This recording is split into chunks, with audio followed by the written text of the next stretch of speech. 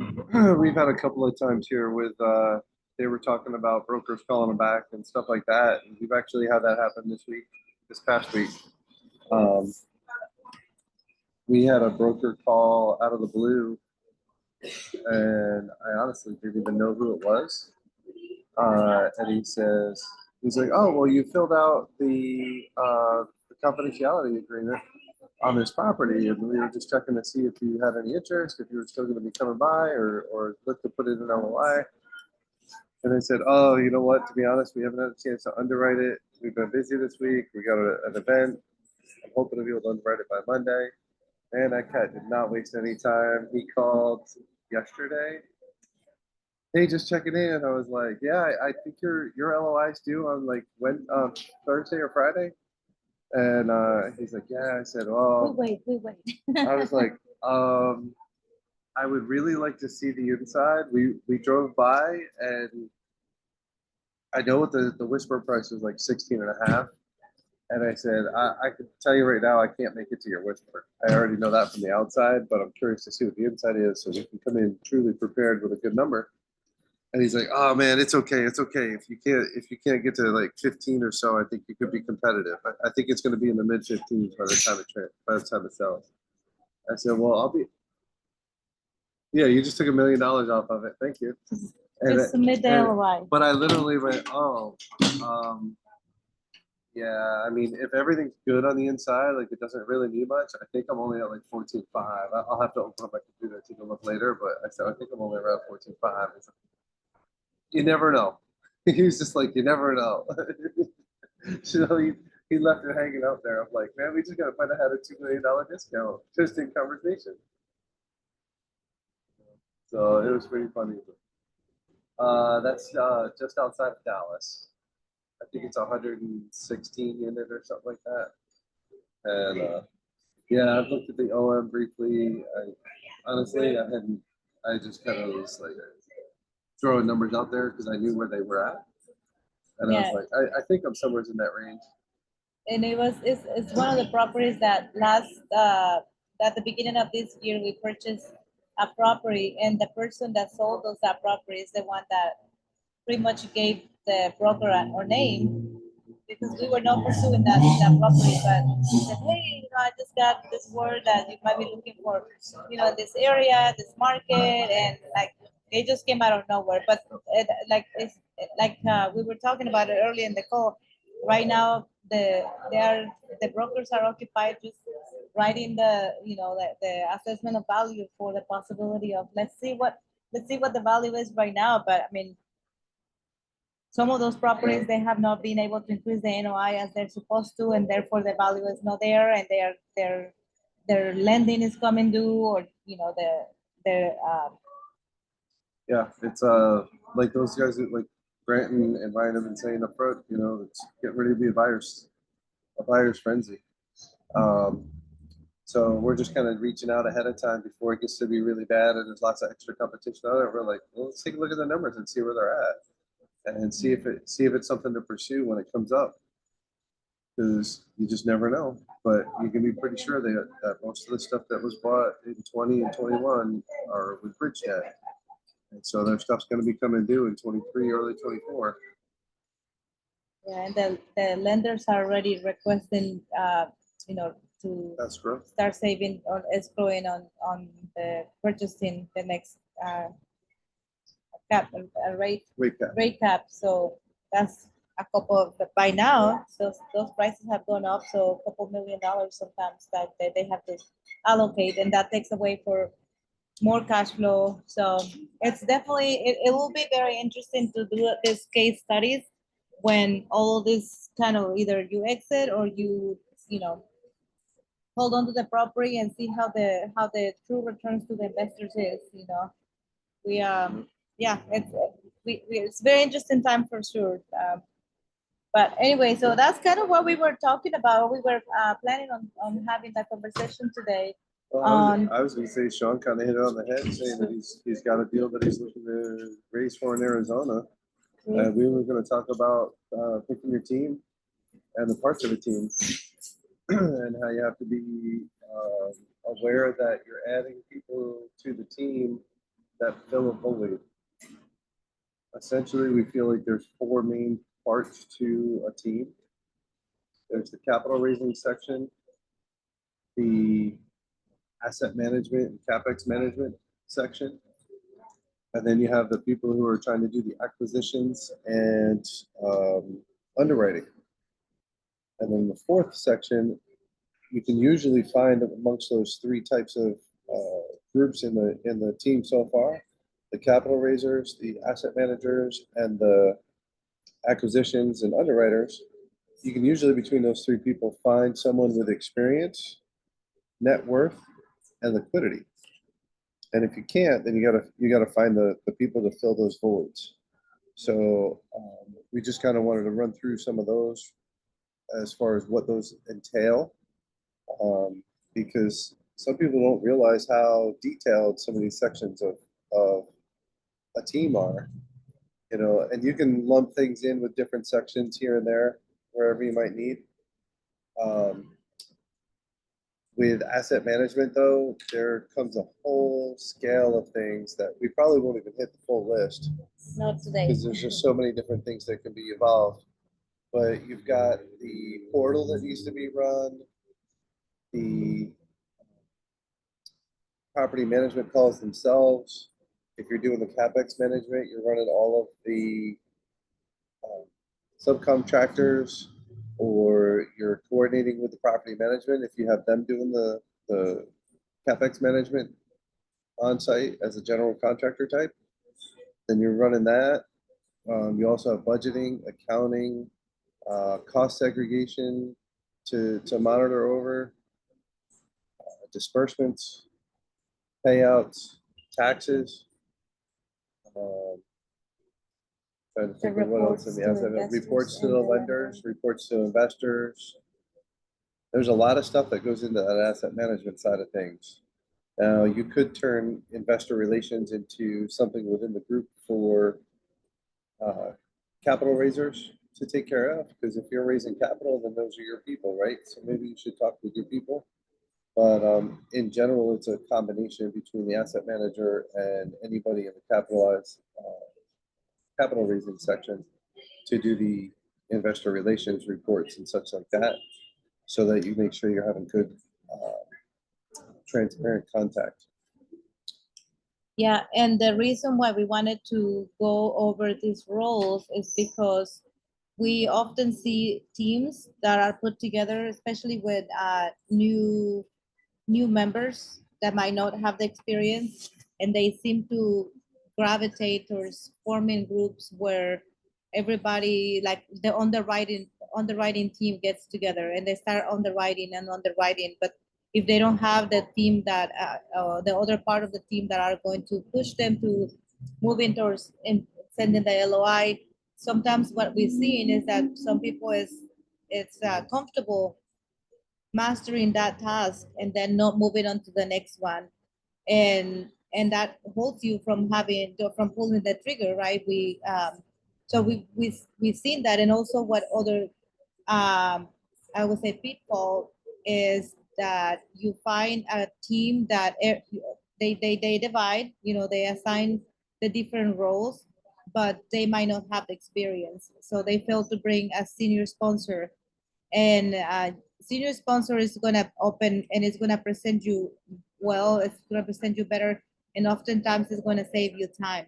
I'm sorry, well, time too, but also expenses that are going to save you a lot of money overall over the years. But initially, even able to open some doors for you. Some of the lenders or some of the brokers might not even consider some newer members, and they have the capabilities, they have the liquidity, they have pretty much every portion of what's needed, but they don't see that group as a strong group enough to close. And that is the biggest thing when it comes to underwriting and putting your LOI.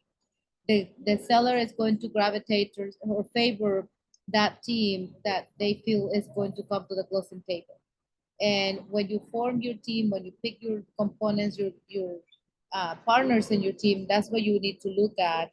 What are we missing? What I need to complement? If if we are the ones looking for the deals, then we also need another person that is going to be implementing the business plan, right?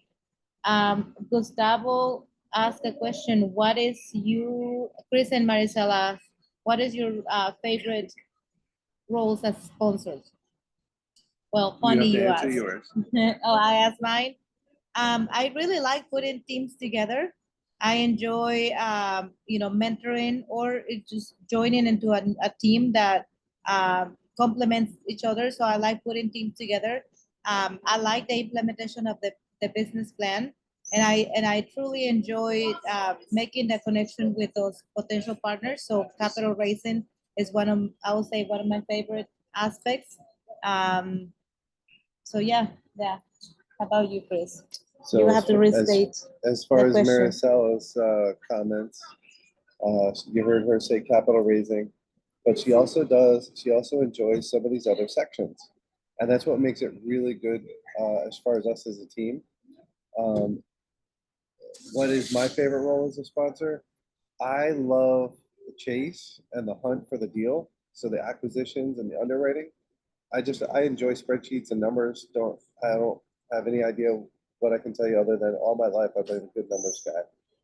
But the other side of it is that I really enjoy the asset management side, putting together those numbers from the reports each month, getting them together for the lenders, for the investors. Um, again, numbers guy, as well as to be able to watch the growth in the business and I guess I'll say the property's status kind of elevates some because of the things that we do to the property.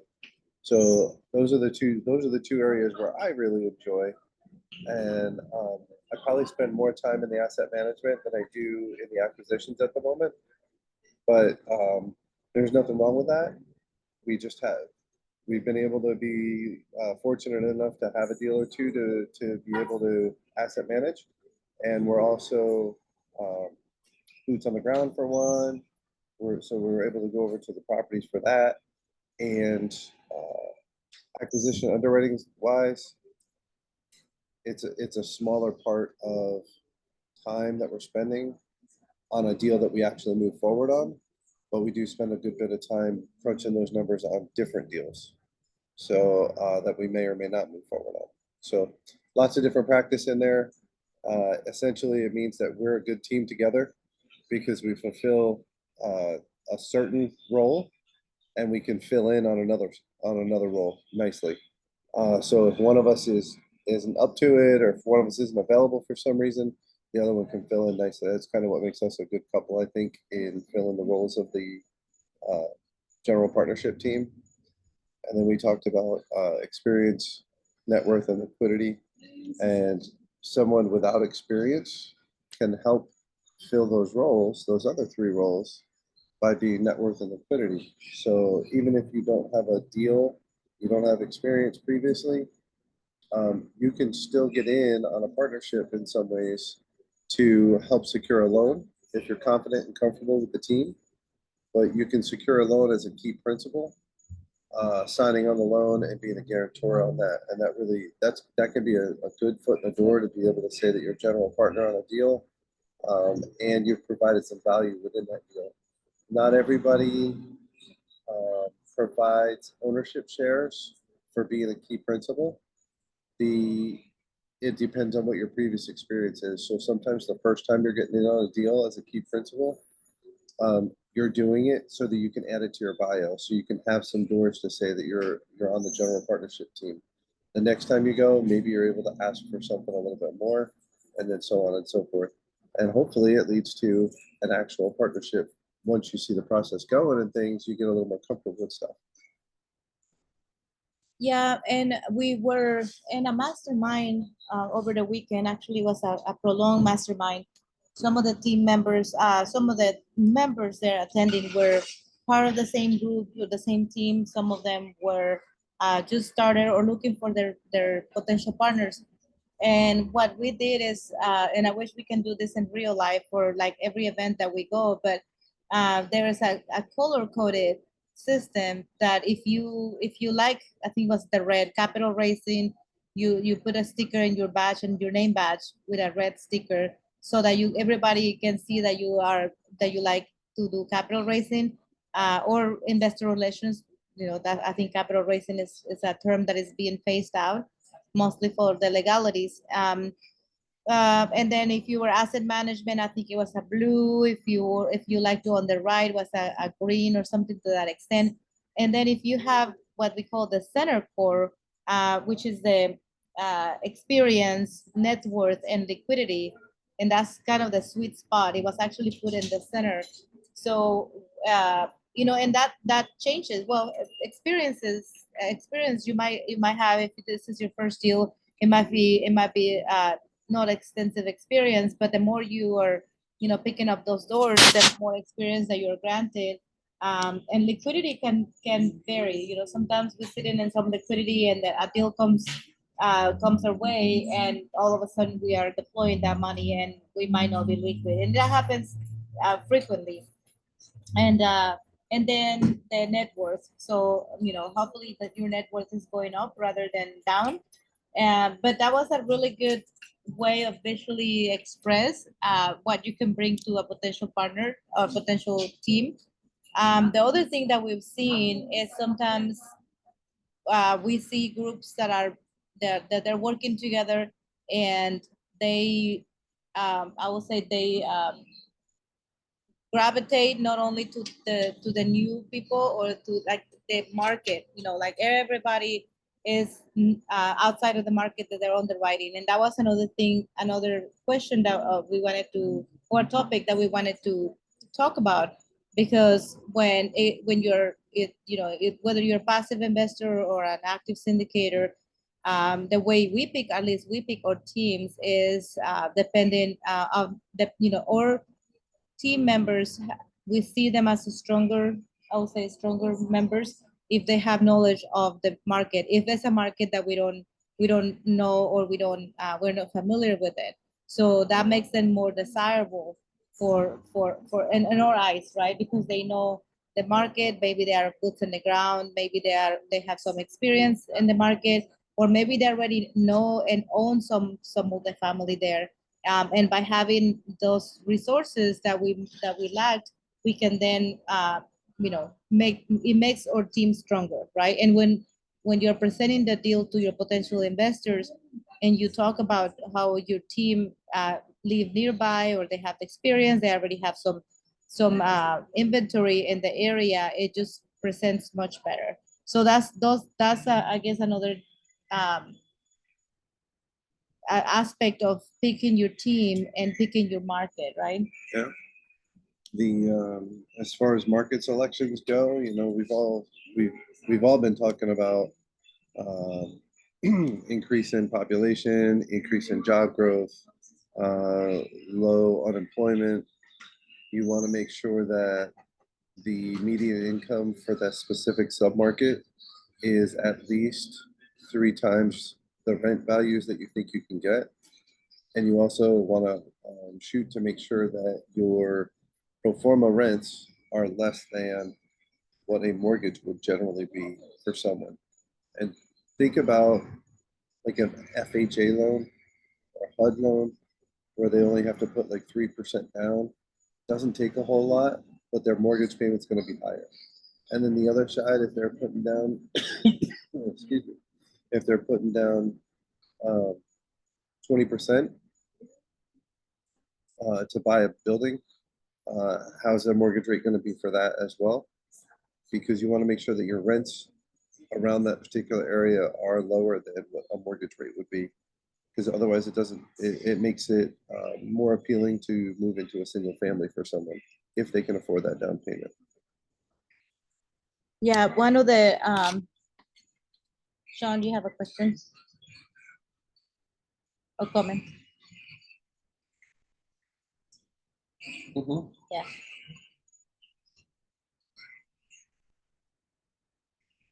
I already invited both of them.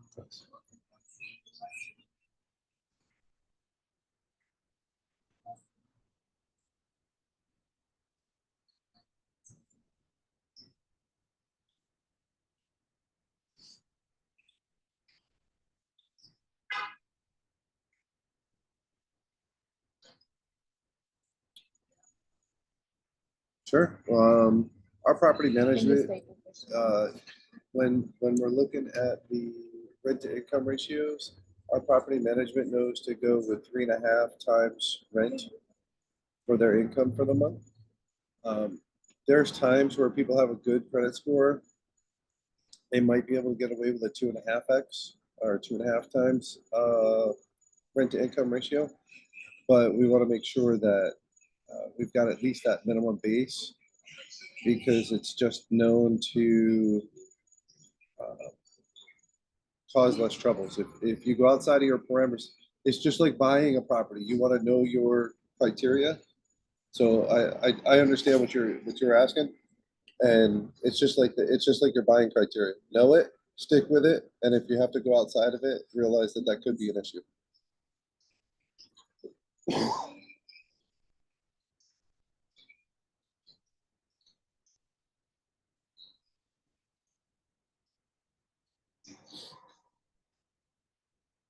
Mm, gotcha.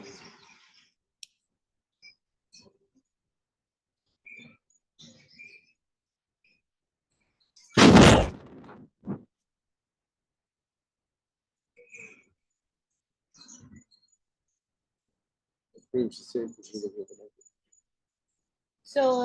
So like if you find a property and you know how we often hear that the property is under market rent, we can easily go and increase the rent without having to do much value add. Is that what you're referring to? He's saying if you do the value add and you can then jump it even higher, Mm-hmm. you Mm-hmm.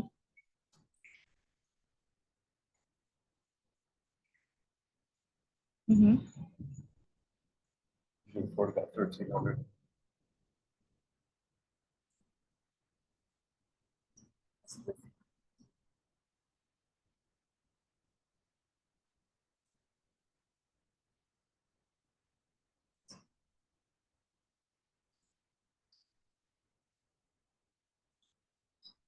So when we're doing our underwriting, that's part of our conservatism, I guess I'll say, is that we're using the pro forma rent to base off of the median income to make sure that we're still not over 30% of the current median rent. Because the pro forma rent is going to be a year to a year and a half out, depending. And so their income hopefully will come up anyways. But if we're 30%, excuse me, if their income is 3x the rent that we're expecting with the pro forma, people in that neighborhood should be able to afford to live in that neighborhood still. Now, the people that are currently in the property, if you're going, let's say you're going from $800 a month to $1,300 a month because you did your value add, that might be a problem for the people in the property when you purchase. But that's also something you factor in, is that you're going to have almost a full tenant-based turnover because you're increasing the value of this property and you're going to bring in a higher quality tenant.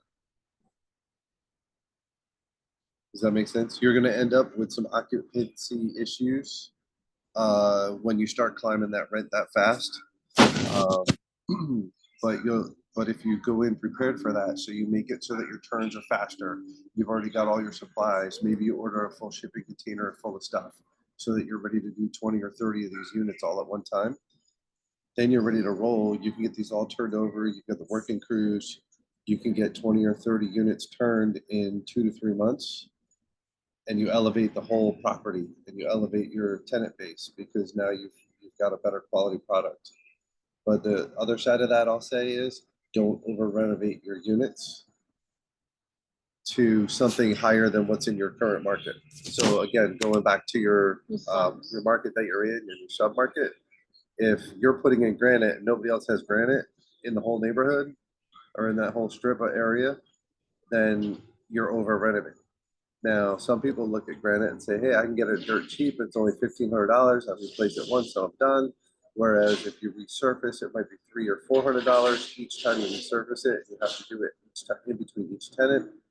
Well, if each tenant stays for a year and you have to do it 5 times, you put out to the same amount as putting in granite.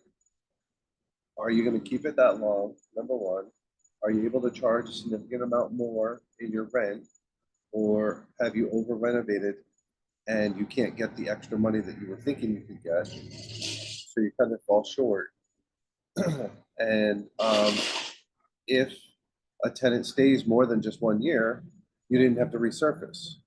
So you may have gotten a better deal by resurfacing instead of doing the granite. Just a concept there of the value add stuff and how sometimes people overthink it and they're like, oh, I want this high quality stuff, but the demand in the market doesn't call for that. It's almost like the concept of keeping up with the Jones, right? No, you just have to, even when you're doing your due diligence, if you hire a property manager that knows the area and they're gonna give you this information, they probably are managing other buildings nearby, and they will tell you, we don't have this, or we have this and we're getting this much. So they will give you the comps and they will give you what they're performing, uh, what their specific renovations or upgrades are, and how much that is bringing an income. So based on that, you can definitely, sometimes we go with an idea like we're gonna add this, and when we, just for example, washer and dryer connections, and then all of a sudden they're like, well, the other units don't have that, and we are still achieving this rent. So sometimes we do what's called the try the concept and prove the concept, and we do a couple of units and see how they rent and the demand, and then we can leave that and present that for the seller to say, hey, this was what we are achieving. If you complete this project, you could achieve this much, and that will be leaving meat in the bone per se, for the next buyer. And sometimes you've got a laundry contract that you're not able to put units in the laundry units into an apartment because you get this contract with another provider for a laundry space. But if you've got the ability, like Maricela was saying, if you have the ability to put the washer dryer connections into the apartment, it leaves an easy value add for the next person.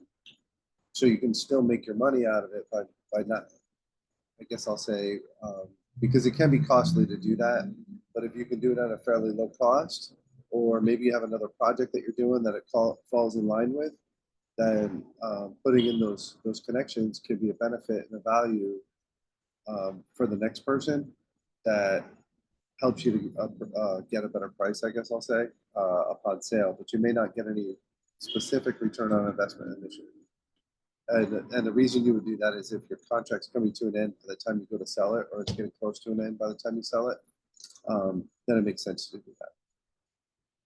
The other thing that we wanted to share here is that, so at one point we did underwriting for one of the deals that we're currently about to close in a couple of weeks or maybe a week.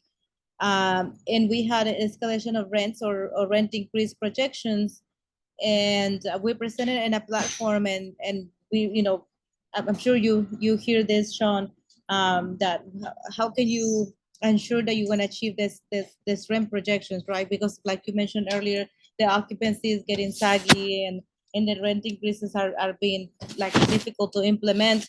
And over this weekend, we had one of the speakers, which is a very, very successful syndicator and operator in Houston and Dallas. And he actually shared his rent increases over the past year. Between Dallas and Houston, he did his last 3 rent increases, August, September, and October. And I want to say his average was between 25 and 30%, which I thought was just amazing that he was getting that kind of, that's the year over year. So a year ago they signed a lease, and then this year they signed the lease again and renewed over 25% on most of his properties. There was a few in the upper teens. So some of the properties that we were looking at, it's and very I believe important. that he said that they have almost 30,000 doors under management, under ownership.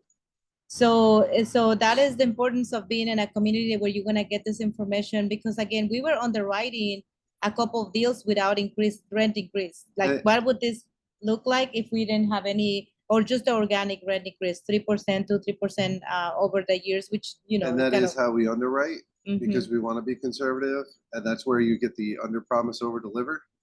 So nobody can expect a 25 or 30% rent increase. Even if the rest of the market is doing it, I still wouldn't believe it. You know, Yeah. So his projections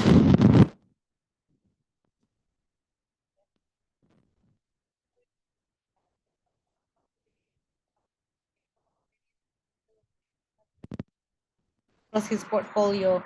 And we're not counting on that, but that's one thing that we've seen already in our own portfolio. So we still continue to underwrite very conservatively, and we don't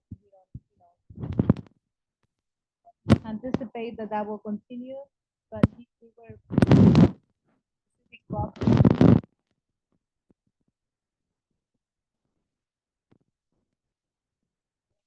the price that they're asking. And he asked, like, what is your increase in projected rents? And we were underwriting with 2%. And he said, yeah, you definitely need to adjust that because that property is going to perform much better. So anyway, again, just the importance of being in communities where you're continuously being exposed to like actual data. We use the CoStar Jari reports and third-party reports that keep historical data, but it's nothing beats what is being performed and what's being actually implemented and collected by somebody that directly. yeah. And they will tell you that CoStar is a good 3 to 4 months behind in most cases, if not more, as far as their data goes, because it just takes so long for them to accumulate it and evaluate it, analyze it, and get it back out. So just things to think about along the way. Any questions from anybody? And it doesn't have to be related to teams and markets, but if you have any questions in general that you want to ask, that was a great opportunity to ask some questions. Good to see you here. I think that just interrupt me, that's fine. I'm just moving people around. But I think that I will say a lot of people, but some people is going to slow down during the holidays. I know last year and during the holidays we were hustling, closing. We were actually on the writing and contracting and doing due diligence, and that's exactly what we're doing this year. We have property under contract. We are meeting the lenders. We are not slowing down. So it's good to see you all here because I can tell that you're not slowing down. I know it is important, and one of the things that we are aiming for this coming year is to find more balance in our lives. But we cannot see ourselves not talking about real estate investing and markets and deals. So I will say that we have in 2020, we had somebody telling us, hold on your money, hold on your money. There's going to be a buying sale at the end of the year. Don't do anything. Don't buy anything. We bought something and they were like, oh, you guys are crazy. I don't know why you would do that. And we took care of it and we made great money off of it when we sold it. Less than a year later, it was an unintended flip, but that's what we call it now is the unintended flip. And we made great money on it and moved on to the next thing. And here we are today. We've got some people saying, no, don't buy anything, don't buy anything. Well, you know what? If you find a deal that makes sense, that the numbers make sense, then why not buy it? Like, why hold out just because you think you can get a better price down the road? Get the deal. If you can get the cash flow and the returns you need, know your criteria, know what it is that you want. It doesn't matter what the interest rate is. It doesn't matter what the closing cost is.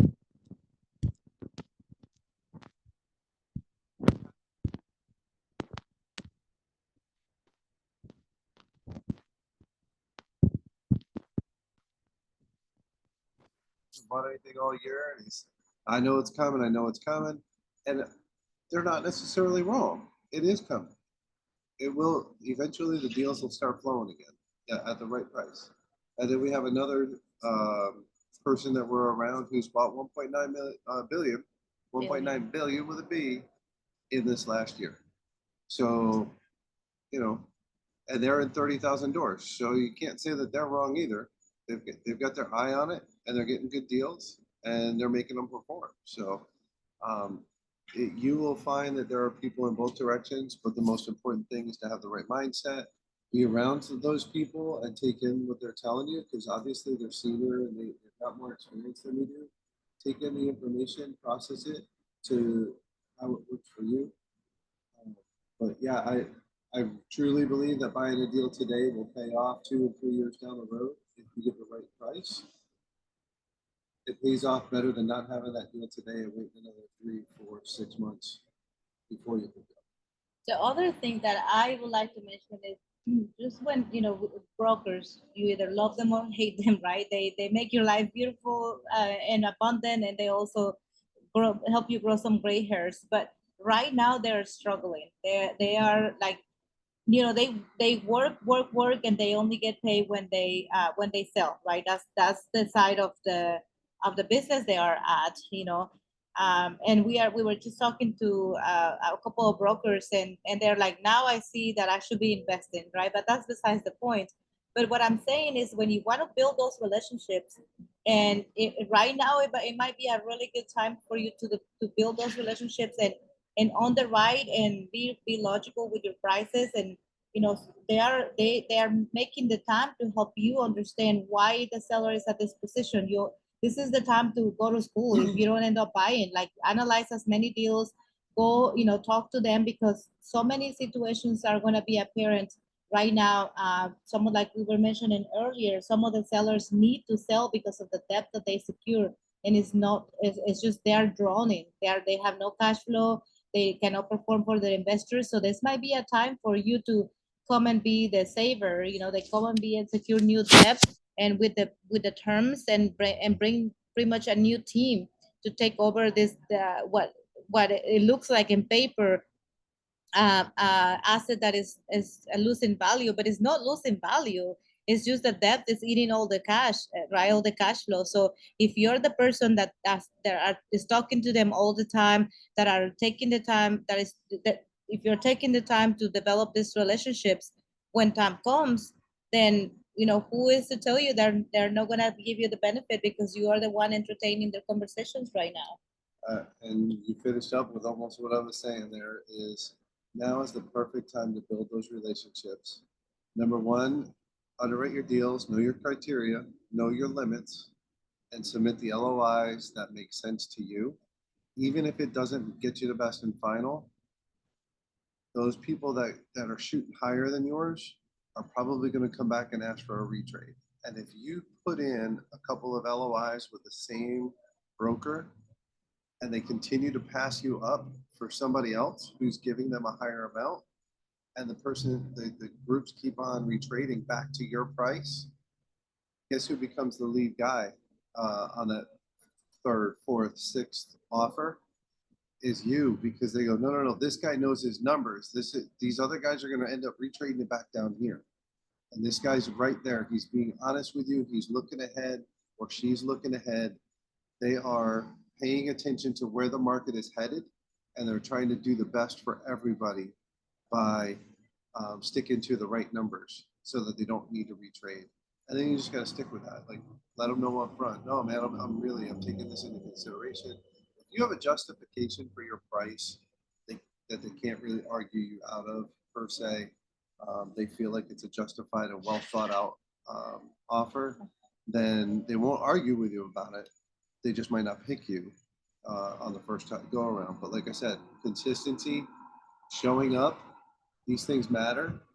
And if you're consistently in the right ballpark for where they see these deals getting retraded to, eventually you become the top person that they're going to go to and be like, man, you just keep nailing it. You keep nailing it. And always follow up with those brokers. Even if you don't get that deal, keep hanging around the hoop, because when that deal retrades or the person comes back and they want to retrade for a lower price, you're right there. I wouldn't even be afraid, a month into it, after call for offers, just call them and say, hey, can I get a new set of numbers there? I'm just curious where you guys are at, just in case this thing falls through. I want to be at the go and at the ready, and I don't want to have to recalculate everything at that point. I want to be able to tell you a number, and then they'll let you know, no, man, this thing's going through. We see it happening. It's all good.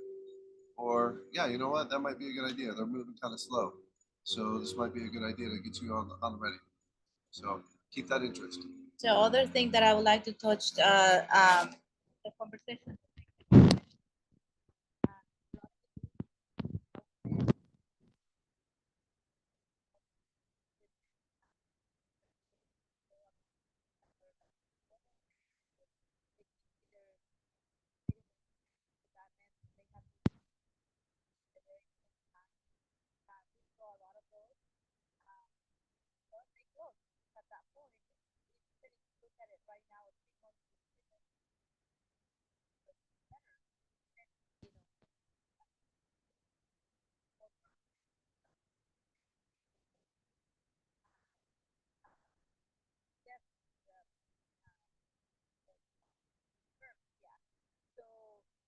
And even then, we saw some people that some investors that were sitting on the possibility of like, I'm just gonna wait and wait and wait. And so right now, those syndications that are having to sell, and hopefully capital to the investors, maybe not a whole lot, but some capital, those investors are now sitting on cash that they have to put. They don't have to, but likely they're savvy investors. They're gonna be looking to invest that capital, right? Because they don't want to. So there's been a lot of investors that were unexpectedly selling. They're unexpectedly selling their assets.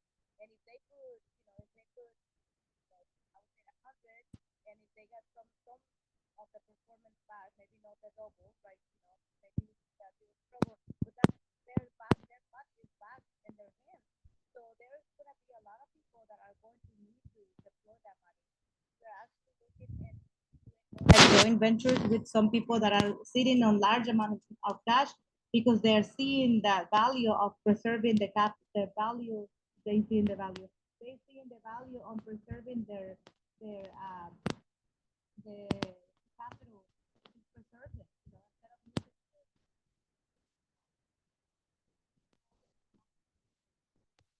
Instead of the overall is might not perform, but overall, if you hold anything past 3 to 5 years, you're going to make money. That's there is a no-brainer. So yes, right now the cash flow is might not be there, and to be transparent, some of the deals that we are part of, they are not offering a cash return. I mean, a cash on cash return. A disbursement. Disbursement for now, but we're underwriting those deals and looking at, even with new debt, we are looking to the possibility of retrading, not retrading, but recapitalizing those deals, and it just looks appealing, because of the market. They have not lost value at all. It's just the depth that we use at that point. So I will say, be ready as an investor. If you're looking to invest, be ready to start choosing where you're gonna put your capital. If you're looking for deals, don't take the foot off the pedal. Like, continue to build those relationships and be in front of the eyes of those people that are needing to sell. And if you're the one, if already in a deal and you just need to survive this couple sales a year or 2 years, make sure that you're optimizing all your expenses, that you're continuously underwriting your own deals, and that you're looking for opportunities to improve your NOI. Again, we don't believe that the rent increases are going to stop. There's some worry that the occupancy might drop, and there's certain things that we can do to stay ahead from that. The main point is keep your residents happy. That's the end for summer, right? Life happens, but if you then they're gonna be loyal to you. So if you're the one operating the deals, make sure that you are giving attention to all those aspects of running the business. Maybe we've seen some of the business plans halted just for the time being. Maybe not going as a full renovation. Maybe just doing turnovers. Take a look at where is your cash going, where is your money going. But definitely, this is the time to build those relationships with your investors, with your current investors, potential investors, entire team overall. This is a time to stick together. We are very optimistic. We are not stopping on acquisitions, and we are still running our deals and And overall, what we have done is be more present with our investors. We have opened, like yesterday, we had a meeting with our current investors, and we pretty much opened the books to one of the deals that we are running. You know, take a look. This is what we are. This is what's going on the operation side.